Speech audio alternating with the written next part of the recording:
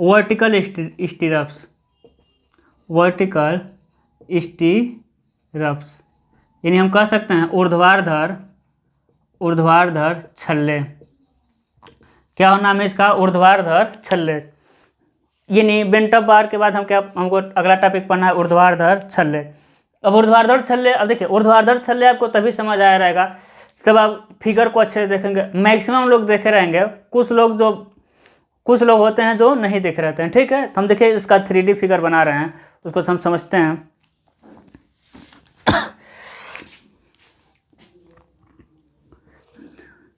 देखते हैं बनता है कि नहीं।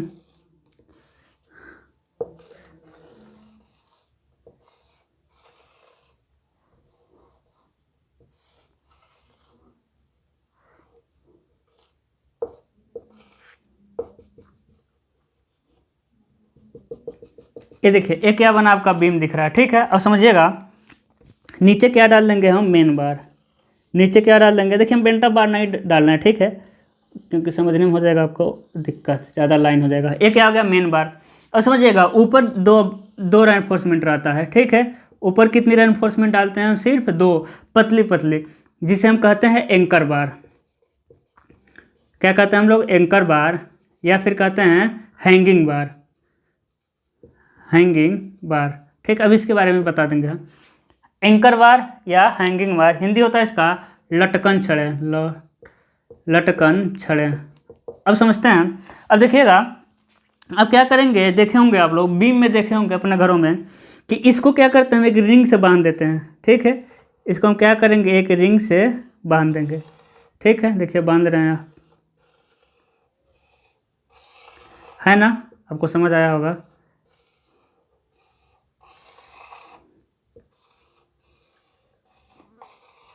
देखिए अब आपको समझ आया होगा, फिगर अच्छा बन गया है। ये क्या होता है? यही आपका क्या होता है? बेंट अप बार। यानी बीम में जो रिंग हम बांधते हैं उसी को हम क्या कहते हैं? ऊर्ध्वाधर छल्ले, है ना, वर्टिकली लगा रहे हैं। यही कॉलम में हम कैसे लगाते हैं? इस तरह लगाते हैं, तो हम कहते हैं उसे हॉरिजेंटल स्टीरप्स, यानी क्षैतिज छल्ले। यहाँ क्या है आपका? वर्टिकल स्टीरप्स, यानी ऊर्ध्वाधर छल्ले। अब समझिएगा इसको तो हम डिटेल में एनालिसिस करेंगे। इसके पहले देखिए छड़, मेन बार आपको समझ आ गया, नीचे डाले रहते हैं, उसी मेन बार को हम लोग बेंट कर देते हैं, तो क्या कहते हैं? बेंट अप बार। वर्टिकल स्टीरप्स समझ गए। इसी में आपको समझा दे रहे हैं एंकर बार, ठीक है। एंकर बार हम अलग से लिख ले रहे हैं, एंकर बार। अब देखिए एंकर बार का ना कोई काम नहीं होता है छड़ में, यानी ये फोर्स को नहीं लेता है। एंकर बार फोर्स को नहीं लेता। ऐसा कंफ्यूज नहीं होना है कि ये भी एक प्रकार का शियर एनफोर्समेंट है, नहीं। शियर एनफोर्समेंट सिर्फ 2 ही होते हैं। कौन होता है आपका? बेंट अप बार, और क्या होते हैं? Vertical stirrups. अब समझिएगा एंकर बार क्या होता है। एंकर बार बीम में सबसे ऊपर डाले जाते हैं, बस 2 कोनों पे 2 छड़ों को डाल देते हैं। क्या होता है? बीम में ऊपर 2 कोनों पे, दोनों कोनों पर एक एक छड़ों को डाल देते हैं। एक ऐसा छड़ रहता है कितने mm व्यास का? 8 से 12 mm व्यास का। कितने व्यास का रहेगा आपका एंकर बार? 8 से 12 mm, तथा ये माइल्ड स्टील रहेगा, है ना। कौन सा? Mild steel. यानी ये वो छड़ें होती हैं जिन पे रेसें नहीं बनी रहती हैं, ये वो छड़ें रहते हैं जिन पे रेसें नहीं बनी रहती हैं।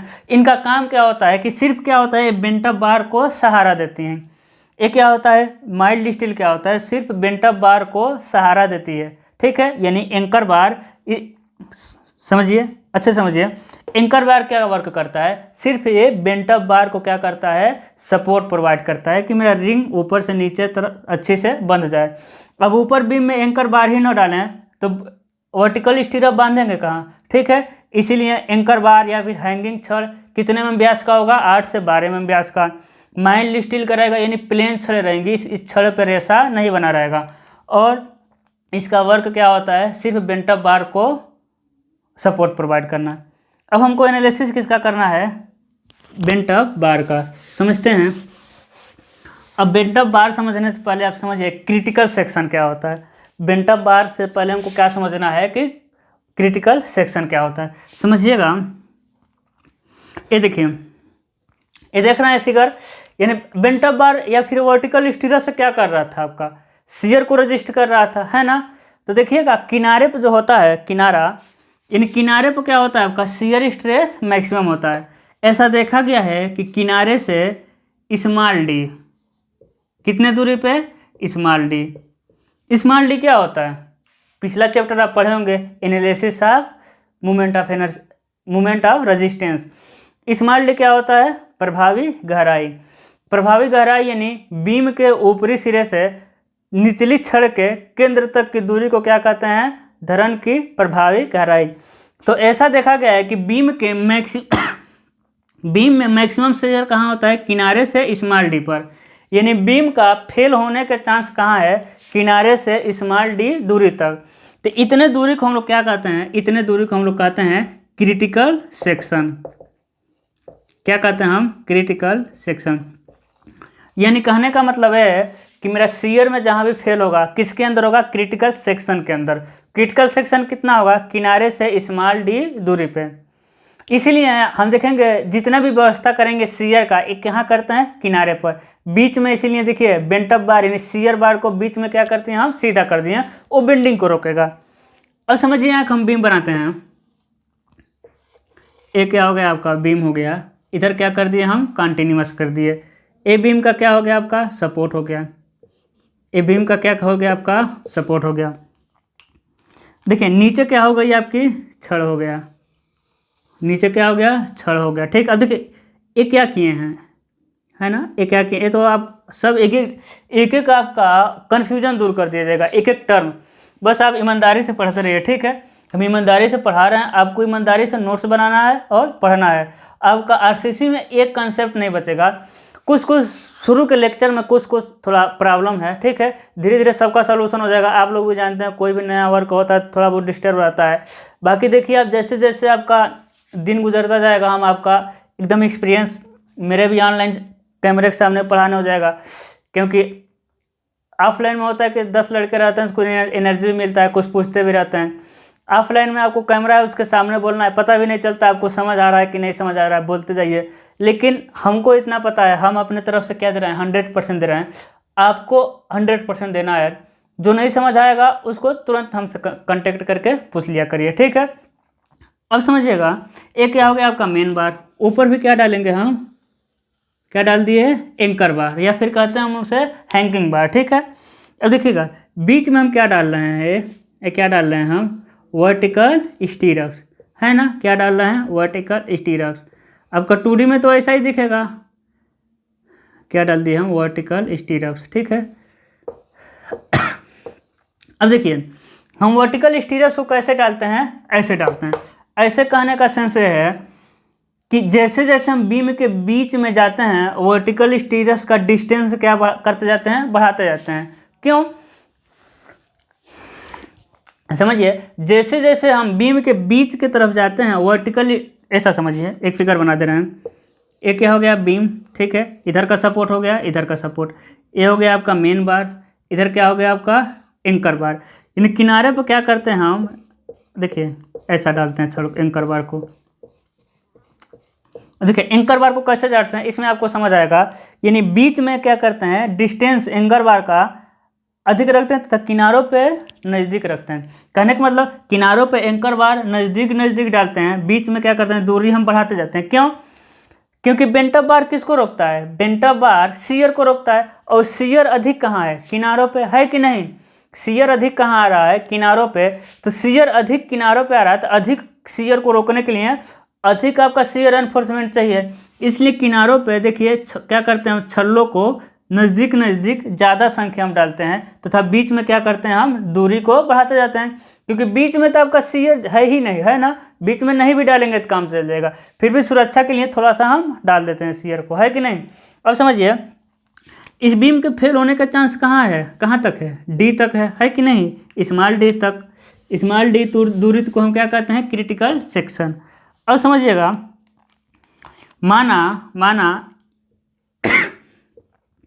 वर्टिकल स्टीरअप्स के सेंटर टू सेंटर डिस्टेंस कितना है, यस भी।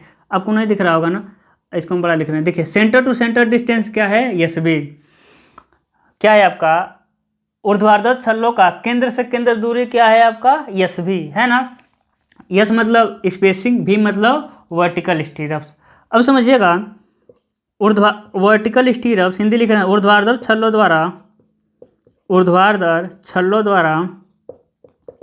छल्लों द्वारा लिया गया लिया गया बल या फिर ऊर्ध्वाधर छल्लों का सामर्थ्य क्या होगा, समझिएगा।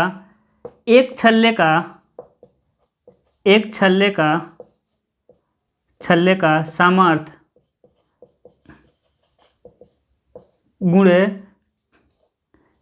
गुणे छल्लों की संख्या है ना, छल्लों की संख्या। अब समझिएगा, यहाँ लिखना पड़ेगा हमको कुल ऊर्ध्वाधर छल्लों द्वारा, यानी कुल ऊर्ध्वाधर छल्लों द्वारा लिया गया बल क्या होगा, समझिए। कुल ऊर्ध्वाधर छल्लों द्वारा लिया गया बल, एक ऊर्ध्वाधर छल्ले का बल गुणे छल्लों की संख्या। पिछली बार तो यही किए थे, ESB sigma ESB sine theta into N किए थे। जितना आपका बेंट ऑफ बार था उतना एन किए थे, यानी वो क्या था, बेंट ऑफ बार का संख्या। यहाँ किससे गुणा कर देना है, ऊर्ध्वाधर छल्लों की संख्या से, यानी इसे लिखते हैं VUS, ठीक है। क्या लिखते हैं, वर्टिकल स्टीरअप। इसे किससे दिखाते हैं, ऊर्ध्वाधर छल्लों द्वारा लिया गया बल को किससे दिखाते हैं, VUS से। अब देखिए, एक छल्ले का सामर्थ्य क्या होगा, प्रतिबल गुणे क्षेत्रफल, यानी 0.87 FY है कि नहीं, और क्या हो जाएगा ASV। देखिए, छल्ले का सामर्थ्य में बल क्या होगा, प्रतिबल गुणे क्षेत्रफल। प्रतिबल 0.87 FY, क्षेत्रफल ASV, इंटू क्या हो जाएगा, छल्लों की संख्या। अब देखिएगा, छल्लों की संख्या क्या होगा, पूरे दूरी में एक दूरी से हम क्या कर देंगे, भाग दे देंगे, है कि नहीं। देखिए,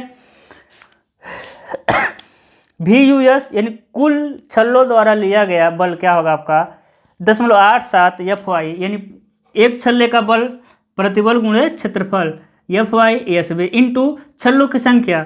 कुल दूरी में एक दूरी से आप क्या करिए, भाग दे दीजिए। तो कुल दूरी यानी कि मेरा क्रिटिकल सेक्शन कहाँ तक है, D तक है, तो कुल दूरी में एक दूरी से यानी SB से हम क्या कर देंगे, भाग दे देंगे, तो मेरा निकल जाएगा छल्लों की संख्या। इसको